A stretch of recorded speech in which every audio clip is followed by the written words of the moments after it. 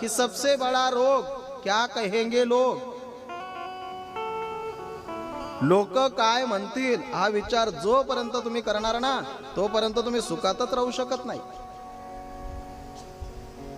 कारण आज लोकांची मानसिकता अशी आहे कि संत डोंगरजी महाराज म्हणायचे, आदमी खुद के दुखों से ज्यादा परेशान नहीं. सुनिए, आदमी खुद के दुखों से ज्यादा परेशान नहीं, पड़ोसन के सुखों से ज्यादा परेशान है.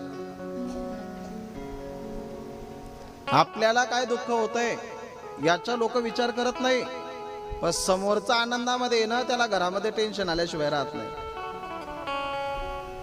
मी सोपं सांगेन तुम्हाला, घरामध्ये लाईट गेली ना, घरामध्ये लाईट गेली ना, बाई माणसाला सांगते लवकर ओट्यावर जा आणि पा आपलीच गेली का पुऱ्या गल्लीची गेली.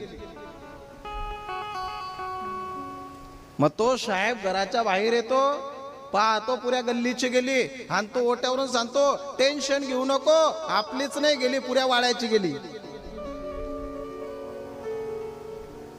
म्हणजे स्वतःची गेली त्याचं त्याला दुःख नाहीये, दुसऱ्याची गेली ना त्याचं त्याला सुख आहे.